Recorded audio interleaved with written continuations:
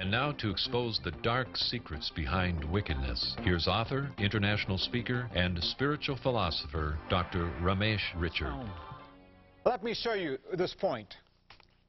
I've got a piece of paper with me. It's a perfectly good sheet of paper. But let's say there was a tear that occurred, and you find that the paper has become bad or not usable or evil. What I'm trying to tell you is that evil does not have existence outside the good. You take away all the borders of the paper and you have nothing. But if you fill the hole, you have a completely good sheet of paper. That's the way with evil. Evil can only exist in the context of good. It does not exist by itself. So when we say God created all things, we know evil does not exist by itself. It's not a thing in itself. So God did not create evil. The power to reflect allows you to know that you are not an animal. Secondly, evil unmasks us and tells us that we're not machines. Machines are different from human beings, even though sometimes you feel like you're a machine. You feel like a cog, a breakable piece in the cosmic machine. And things are routine, and there's nothing creative about life. You feel like a machine, but you're not a machine. You are much more than machines.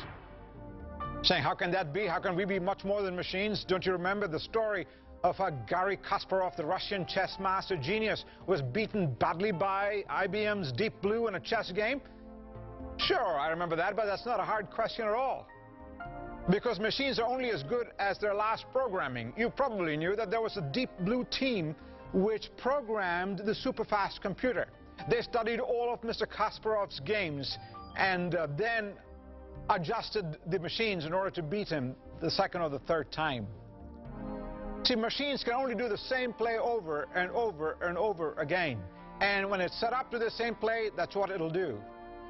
Machines can choose between options, but cannot choose against an option like human beings can do. Machines can choose against a bad option if it's programmed to choose a good option, but it cannot not choose against a bad option if it's only programmed to do a good option. You can choose evil. That's called the power of choice. The power of choice is where we understand the origins of evil. Because when God first created human beings, He gave you and me the privilege of choosing against Him, not a machine.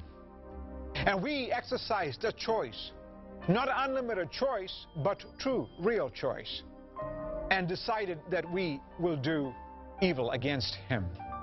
When creatures began to choose against God, that's sort of a huge disaster that mankind is now landlocked in. That disaster affects natural evil. That's why we have volcanoes and earthquakes. It affects personal evil. That's why we do evil one to another. It affects moral evil. And we now choose bad options over against good options, and we know that we choose those options. See, freedom makes evil possible, but freedom does not make evil necessary. Just like an airline company is not held responsible for a hijacker taking a good plane and using it for evil, we cannot hold God responsible for making freedom possible.